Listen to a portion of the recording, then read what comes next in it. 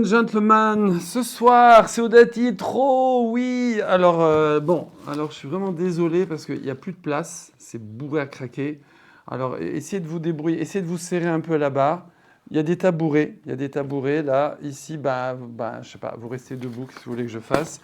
Alors on y va. Parachat Yitro. Alors déjà, il y a dans cette paracha plusieurs sujets. À la fin, on va traiter celui de la convoitise. Vous savez, parce que le 10e commandement de la Torah, c'est l'otarmod. Il faut pas. Alors, l'otarmod, on va voir qu'est-ce que dit le Rambam, la majorité des Rishonim, parce qu'il y a plusieurs interdits que l'on pourrait confondre. D'ailleurs, selon les avis des Rishonim, ça peut des fois se recouper. Vraiment, l'otarmod, c'est convoiter quelque chose, ça veut dire agir, agir dans la convoitise. C'est une action. C'est pas juste penser. D'après le Ibn Ezra, c'est juste penser. D'après le Rambam, la majorité des Rishonim, il faut faire quelque chose, c'est-à-dire faire une pression. Obliger la personne, lui faire du chantage, je sais pas quoi, lui sortir des conseils. Tu sais, l'immobilier, ça va s'écrouler, il faut que tu vendes des machins, lui dire ouais, c'est pas sympa, regarde tout ce que je t'ai fait, tu devrais être reconnaissant, pati patata. Mettre des pressions, même payer très cher des fois. Le Rambam dit même si on paye et on dit regarde, je te donne le double et tout, mais lui, il voulait pas vendre. Il voulait pas vendre. Et c'est quoi le problème de l'otarmod? C'est quelqu'un, c'est pas qu'il veut une voiture, une maison, je sais pas quoi. C'est qu'il veut le truc de l'autre. Il veut ce qu'il y a à l'autre, d'accord? Et il va agir, même si c'est entre guillemets légal, ça veut dire qu'il va le payer, il va le payer cher, etc. Mais il veut agir pour prendre le truc de l'autre. Il n'a qu'à s'en acheter un autre. Qu'est-ce qu'il veut celui de celui-là? Voilà. Ça, c'est l'otarmon. Après, il y a l'otitavé. C'est ta'ava, c'est simplement avoir envie de ce que la personne a, mais sans agir. Et ensuite, il y a encore un autre. Après, il y a l'otixol, évidemment, ne pas voler. Bon, ça paraît un peu pachoute. Et ensuite, il y a aussi la kina. D'accord? La kina, la jalousie. Alors, il y a plein de niveaux dans la jalousie. Ce n'est pas le sujet de ce soir. Il y a des gens qui vont simplement... Moi, j'ai pas, donc il a, j'aimerais l'avoir moi aussi, mais pas le sien. Je voudrais avoir le même. Après, moi, je l'ai, mais ça me gêne que lui, il en ait un. Donc ça, c'est plus grave, parce que toi aussi, tu en as, alors de quoi tu te plains? Voilà, donc ça, la kina, la jalousie, le désir d'autrui, mais sans agir, et le désir de ce qu'a autrui en agissant, c'est l'otarmod. Donc l'otarmod, c'est le 10e commandement de la Torah.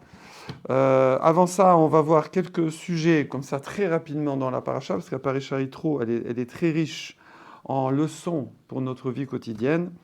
Première leçon, on voit que Yitro, c'est un converti qui arrive de Midian, et c'est un truc incroyable, quoi. C'est-à-dire que là, vous avez des millions de bénis Israël qui sont sortis d'Égypte, il y a des prophètes, il y a des gens qui ont la prophétie, il y a des gens qui ont des Talmidei Chachamim, c'est le Dordéa, la génération de la connaissance, qui a connu les épreuves de l'Égypte, qui a créé Yam Souf, Matan Torah. Et puis voilà, Moshe Rabbeinu, lui, il juge les gens, d'accord? Donc il règle toutes les affaires, tous les conflits, et il répond aux lois, etc., aux questions. Et voilà qu'Yitro arrive, tranquille, il vient juste d'arriver. Bon, c'est vrai que c'est le beau-père, mais quand même, il prend le Moshe Rabbeinu, la source de toute la prophétie qui est considérée comme le roi, et c'est par lui qu'on a reçu la Torah, et il vient lui dit, tu sais, moi je te fais une proposition, regarde, réfléchis, faudrait plutôt faire comme ça, que toi tu règles les grandes affaires et que tu aies des chefs de 1000, des chefs de 500, de 100, de 10, de 50, pour faire les petites affaires. Et effectivement, Moshe Rabbeinu consulte Hachem et il va déléguer. Il va déléguer. Donc là, déjà, on voit la très grande humilité de Moshe Rabbeinu, d'un côté. On voit aussi, c'est pas parce que tu es nouveau que tu peux ne pas faire des propositions. De toute façon, il a juste proposé. Après Moshe Rabbeinu, il a demandé à Hachem. Hein, donc, ça veut dire que des fois, on a ce qu'on appelle un œil nouveau, un œil neuf sur une situation. Donc des fois, c'est intéressant justement d'écouter quand on est un vieux de la vieille et qu'on est installé dans une certaine situation. C'est intéressant d'avoir quelqu'un qui a un œil nouveau et de lui demander son avis. Hein. Il y a une jeune fille qui a passé très souvent Shabbat chez nous pendant qu'elle était en France, après elle a fait son alia. Eh ben, je lui avais demandé à la fin, quand elle est partie, après un an, je lui ai dit, tiens, vous qui nous avez vu vivre Shabbat avec ma famille et tout, donnez-moi un conseil, donnez-nous un conseil. Tiens, vous avez vu des choses et tout, donnez-nous un conseil. D'accord? Donc, il y a d'un côté l'humilité, d'accepter les conseils de toute personne. Ezeu chacham alomed mikol adam, c'est qui le chacham, celui qui apprend de toute personne. Mais également le fait de ne pas se gêner, d'arriver avec un œil nouveau et puis de proposer, de dire tiens, peut-être comme ça c'est mieux, etc. Voilà, j'ai beaucoup d'histoires comme ça, mais on ne va pas alourdir en les racontant, mais dans mon plus de demi-siècle de vie, j'ai vu souvent ça, des personnes qui arrivaient, par exemple à l'école. Je fais juste un. À l'école, on avait un certain planning, et ça faisait comme ça depuis 10 ans. Il y a un nouveau prof qui est arrivé, un prof de Kodesh, un Rav, et il a dit tiens, pourquoi vous ne changez pas comme ça? Il a dit bah, c'est vrai, oui, pourquoi on ne change pas? Et on a changé, c'était mieux. Voilà. Donc ça, c'est une leçon comme ça en passant. Ensuite, on voit aussi les Aseret Adibrot, évidemment, Matan Torah, les 10 commandements. Il faut savoir que les 10 commandements, ce n'est pas que des lois. Nous, souvent, on a la notion de misva, c'est une loi. Il faut plus voir ça, on pourrait dire, d'ailleurs, mitzvah, c'est un mot qui veut dire un lien, se relier, mais c'est aussi une construction. Ça veut dire c'est ce qui nous permet de nous construire. Les halachot, c'est oler, c'est aller, c'est ce qui nous permet de nous construire. Alors, on disait que il y a l'otarmod de ne pas convoiter, c'est la 10e mitzvah. Et le Rav Moshe Shapira Zatzal, il fait le lien entre la première et la 10e. Il y a une certaine logique de faire un lien entre l'ouverture et la fermeture. C'est un petit peu l'introduction, la conclusion. Et le Anochi Hashem Elokecha, je suis Hashem ton Dieu. Et à la fin, l'Otachmod, tu ne convoiteras pas. Quel est le lien? Le lien, il n'est pas shoot. C'est que Akadosh Baruch Hu, Anochi, c'est Hachem qui nous a fait sur l'Égypte, c'est Hachem qui gère le monde, qui a créé le monde, qui le crée à chaque instant. Et donc, il distribue à chacun ce dont il a besoin. Donc, une personne, si elle n'a pas ça, si c'est lui qui a la maison, si c'est lui qui a la voiture, c'est lui qui a ceci, c'est lui qui a cela, c'est parce que lui, il en a besoin. C'est dans son avoda, c'est dans sa mission. Et moi, j'ai autre chose, c'est tout. Donc après, si Hachem veut me donner une voiture, il me la donnera. Enfin, vous savez ce que je veux dire. Voilà. Si je dois en acquérir une, je l'acquérirai. Mais il n'y a pas l'idée qu'il y a une erreur de distribution et que moi, je dois récupérer la possession d'une autre personne. Voilà, ça c'est un petit peu aussi par rapport au...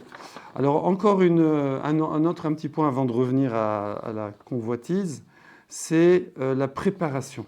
On voit que 3 jours avant Matan Torah, c'est Yemé Prisha, il a fallu se séparer, se préparer, se purifier. Et ça aussi, c'est une leçon pour nous, pour tous les jours, que chaque événement important, chaque action importante, elle demande une préparation intérieure. Avant l'action, il ne faut pas se jeter dans l'action comme ça. Il y a une pensée avant, il y a une étude, il y a une préparation. Avant le mariage, vous savez que le consistoire demande maintenant en France, est-ce que les garçons aient une préparation? Les filles aussi, avant, il n'y avait pas, ils se mariaient comme ça. On a des enfants, souvent, personne ne nous oblige à faire une préparation avant, à étudier l'éducation. On est là, voilà, on a des enfants. Alors que pour conduire une voiture, ce qui est quand même moins grave que conduire des enfants, que les élever, il faut passer le code, il faut passer le permis, il y a une préparation. Voilà, ça, il faut, même si ce n'est pas imposé, c'est à nous, à chaque fois qu'on a un événement, une étape importante de la vie, à préparer les choses, les étudier. Voilà. Il y en a comme ça, avant de se marier, ils étudiaient toute la Masechet, Kiddushin, Ktuvot, Gittin, on évite, mais on étudie comme ça, étudier la Masechet Shabbat. Voilà, je parle pour les garçons dans le Talmud. Qu'est-ce qu'il y avait encore comme petit point avant de rentrer dans la convoitise? Voilà, je crois que j'ai fait un petit peu le point des petits flashs rapides. Voilà, maintenant, on revient à l'Otarmod. Donc le Rambam nous dit comme ça, il nous dit, tout celui qui désire, alors à l'époque c'était la servante, le serviteur, la maison, les possessions d'une personne, et qui va, ou toute chose, d'accord, que son ami possède, et il va irbid alav, kavud, koved, il va alourdir, il va se faire le, comme on dit, tu fais le lourd. Il va s'alourdir, c'est-à-dire qu'il va faire une pression sur la personne, veifsir, il va lui faire de la pression jusqu'à ce que la personne lui donne ou lui vende. Et même s'il lui paye, et même, le Rambam dit damim rabim, même s'il paye cher, d'accord, c'est quand même, il a quand même transgressé le lave, l'interdit de l'otarmod, d'avoir agi pour déposséder une personne, même si c'est en payant, pour lui prendre son bien. Donc il transverse l'otaassé. Après, le Rambam, un peu plus loin, parle, comme je vous ai dit tout à l'heure, de l'otitave. C'est quoi? C'est quelqu'un qui va désirer. Donc là, c'est que par la pensée, il n'y a pas d'action. C'est la même chose, quelqu'un qui veut les biens d'autrui. Et voilà. Et donc, rien que le fait d'avoir pensé dans son cœur, le fait d'avoir eu cette jalousie, eh ben, ça, c'est déjà une transgression du lotaassé.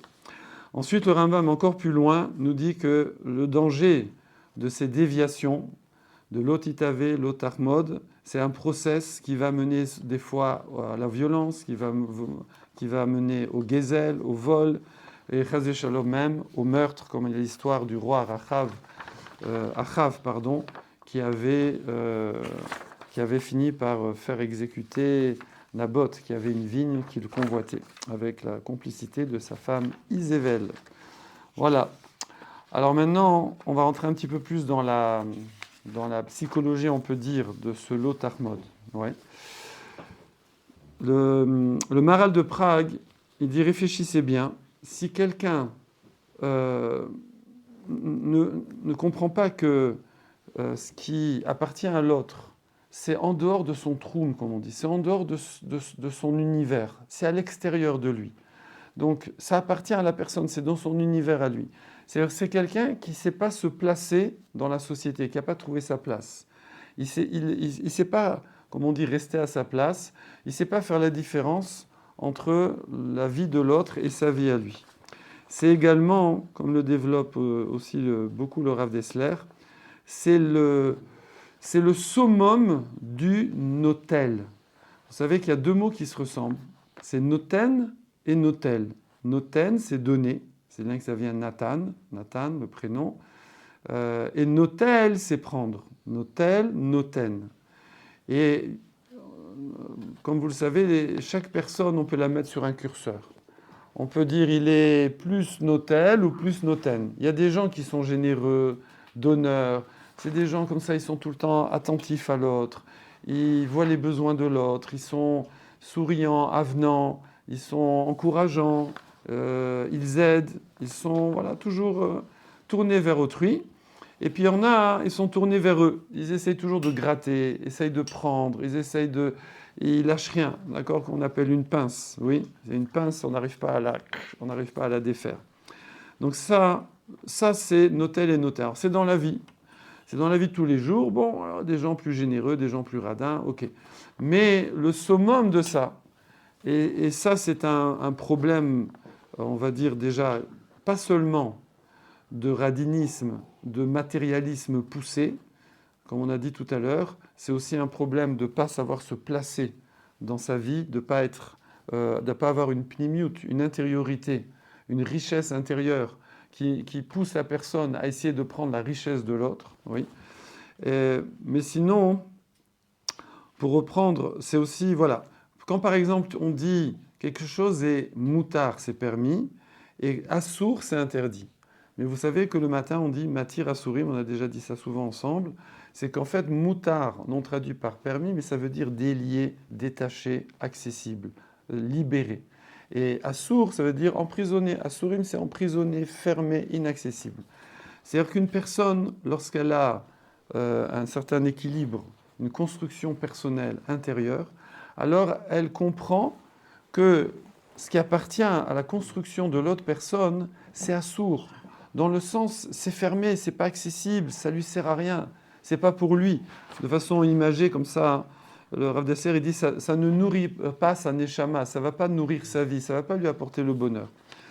Donc ça, voilà, c'est un premier point qui va dans le sens, la plupart comme ça de nos rabbinim, de nos sages, vont dans le sens que, évidemment qu'il y a un interdit ici, de l'otar mode, mais ce qu'il faut surtout arriver, lorsque la personne va se travailler, c'est d'arriver à une maturité, une conscience, une réflexion, de même plus avoir envie de ce que l'autre possède. C'est ça le but. C'est pas d'avoir envie et puis de dire non, c'est interdit, etc. Voilà, bon, c'est mieux que rien, évidemment, puisqu'il ne va pas transgresser le lave. Il va peut-être transgresser, comme on a dit, le lotitavé, d'avoir le désir, mais il ne va rien faire.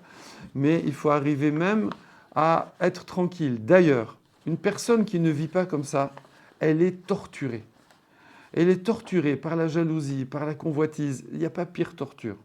Lui, il croit qu'il va être heureux en essayant de déposséder quelqu'un pour lui prendre ou lui acheter ses biens, alors qu'en vérité, cette personne-là, elle est malheureuse tout le temps, parce qu'elle va avoir une sorte d'agression, si je puis dire, psychologique, de souffrir à chaque fois qu'elle voit quelqu'un qui possède quelque chose que lui, il ne possède pas, et elle veut, d'Afka, précisément, cette chose-là que lui, il possède. Donc c'est une souffrance perpétuelle. Au lieu d'aller, lui, il croit qu'il va être heureux en acquérant le bien de l'autre, alors qu'en vérité, le fait d'avoir cette mentalité, cette démarche, c'est un manque de construction, un manque d'intériorité qui va le rendre malheureux perpétuellement. Et donc ça, ça se travaille par le limoud, par l'étude, par la réflexion, par l'application des halachot, et qui va permettre à la personne de réaliser. D'ailleurs, c'est une démarche générale. C'est une démarche générale qu'on doit avoir dans beaucoup de mitzvot. Je prends un exemple, par exemple, la shonara.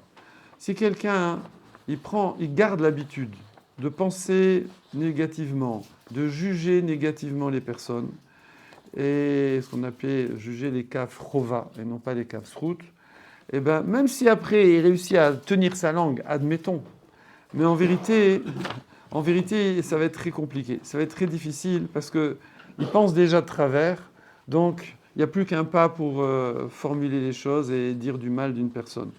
Alors que si quelqu'un, il arrive à remonter à la source, et il arrive à gérer ses pensées elles-mêmes, d'arriver à penser bien sur les personnes, ne pas juger. Donc voilà, moi je ne suis pas à sa place, je ne connais pas son background, je ne connais pas sa vie, je ne sais pas d'où il vient, je ne sais pas comment il fonctionne. Chacun aussi, il a son Yetzerara.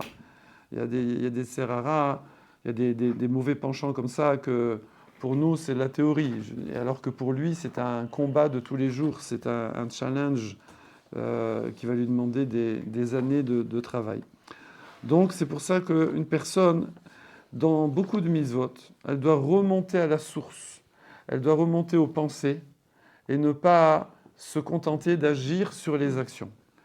C'est vrai que la Torah, elle a souvent balisé, elle a souvent mis une barrière au niveau de l'action. Parfois, elle est remontée plus haut, elle a balisé au niveau de la parole. Ici, dans l'Otarmod, l'Otitavé et la Kina, elle est remontée à la pensée.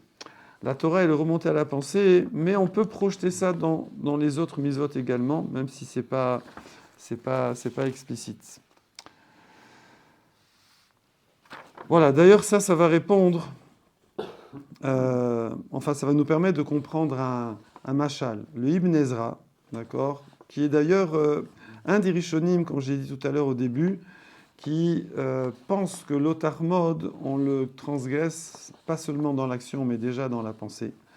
Et lui, il donne l'image du paysan et de la princesse. Bon, c'est des choses un petit peu loin de notre vie quotidienne, parce que nous, les paysans, on ne connaît pas trop. Les princesses, princesse, c'est pas princesse comme ça, c'est une vraie. D'accord ? Déjà, un roi, non, on ne sait plus ce que c'est. Donc, le prince, la princesse, la fille du roi. Imaginez un roi qui avait droit de vie et de mort sur tout un pays, qui confondait souvent l'argent du pays et l'argent du peuple et son argent à lui, la caisse royale, voilà, et la caisse personnelle. Eh bien, on voit que Ibn Ezra, il nous dit que quand un paysan, imaginez l'époque féodale, oui, il est là en train de labourer dans le champ, et il voit le carrosse royal qui passe avec la princesse. Elle a beau être jolie, elle a beau être dans un beau carrosse, elle a beau tout ce que vous voulez, mais il pense à rien. Il pense à rien, c'est inaccessible, oui. Si on prenait un petit exemple plus proche de nous, par exemple, je sais pas, vous voyez, vous êtes là et il y a un Boeing 747 qui passe dans le ciel. Vous pensez à rien, vous pensez pas, tiens, j'aimerais bien avoir un avion. Ça ne nous vient pas à l'idée. Ok. Si vous voyez quelqu'un passer en vélo, ah, il est pas mal son vélo, tiens, j'aimerais bien acheter le même.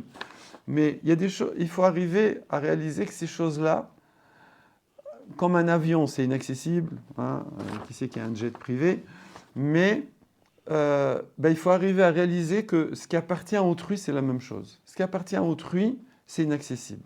C'est pas pour nous, ça sert à rien. Ce n'est pas une source de bracha, il n'y a pas de bracha là-dedans. Et donc la personne, elle doit arriver. Alors ça, c'est l'exemple que donnait le Ibn Ezra pour qu'une personne, elle arrive elle réfléchisse, elle essaye de se corriger là-dessus. Voilà ce que je voulais partager avec vous. Un dernier petit point, parce qu'il reste quelques minutes, c'est Yitro, au tout début de la paracha. On voit que la Torah nous dit que Yitro, il a vu tout ce qu'Hachem a fait pour les Béné Israël et pour Moshe Rabbeinu. Ok. Et on voit et puis il est venu, d'accord.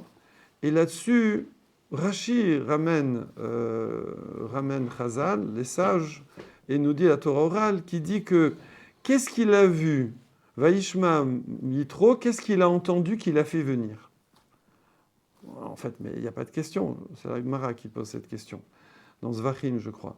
Mais il n'y a pas de question. Le verset, il dit, il a vu tous les miracles. Il a vu tous les miracles. La sortie d'Égypte, Kriyat Yam-Souf, les Makot, Matan Torah, il a vu tout ça.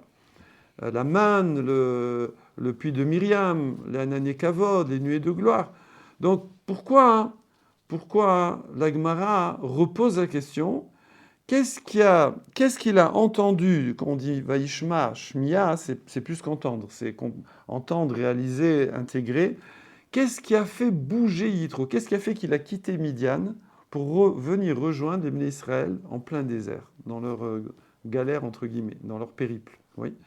Et là-dessus, Rashi il dit, qu'est-ce qu'il a vu? Il a vu Kriyat Yam-Souf, l'ouverture de la mer. Oui, le fait qu'on a traversé la mer, enfin on est ressorti de l'autre côté, mais enfin pas de l'autre côté, on a fait une boucle.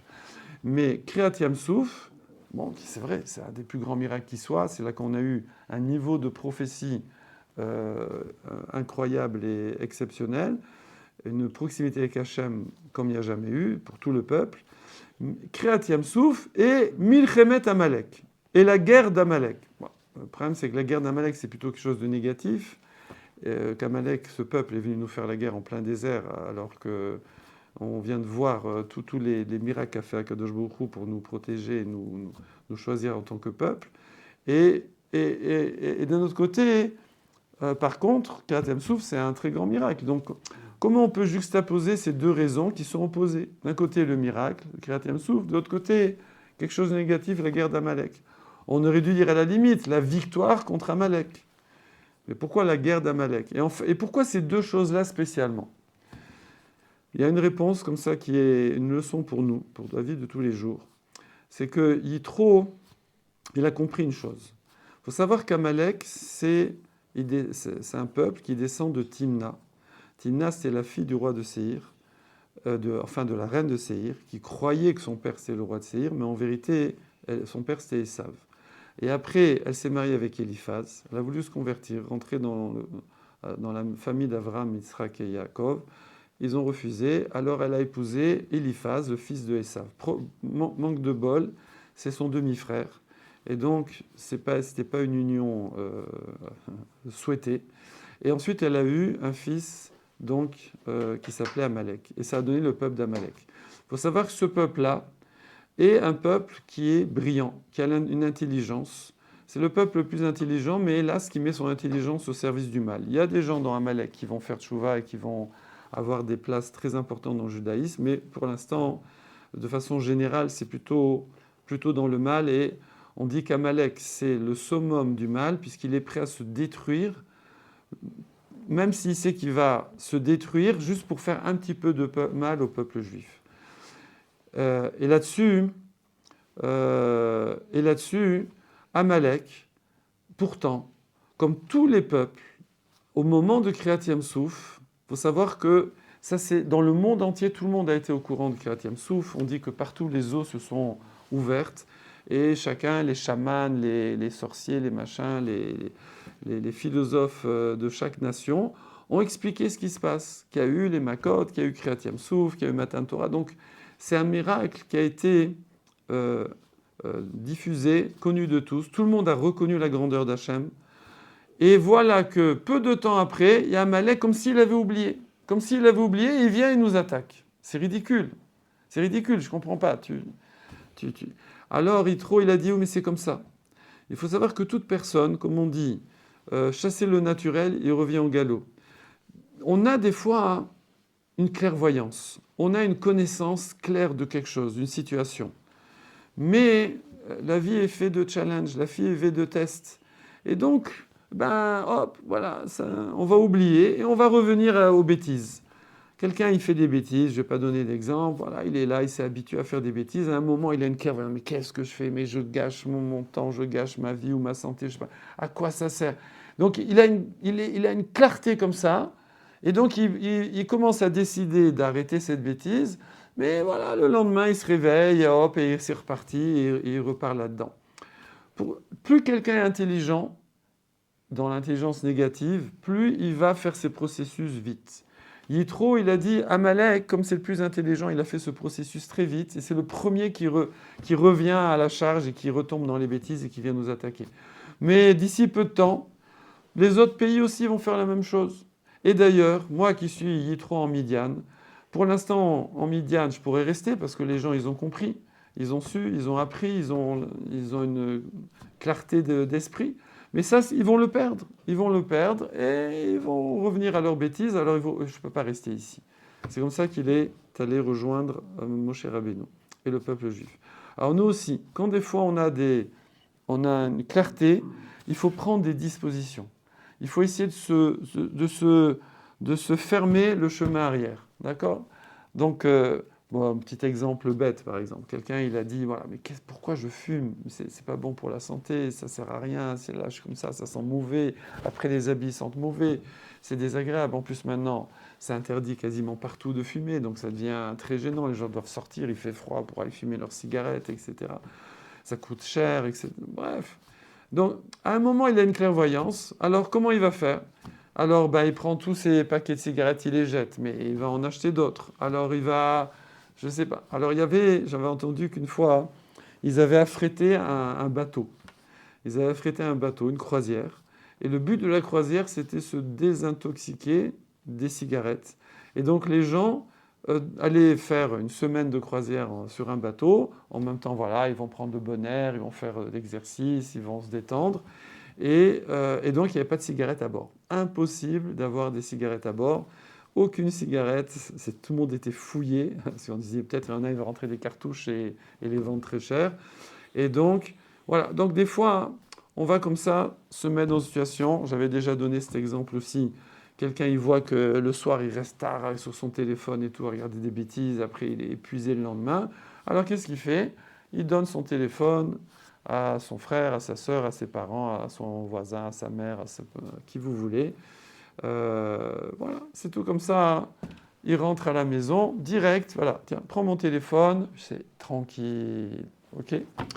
Voilà ce que je voulais partager avec vous. Voilà, on est pile dans le timing. Régalez-vous. Et puis, à la semaine prochaine. Bezrat Hashem.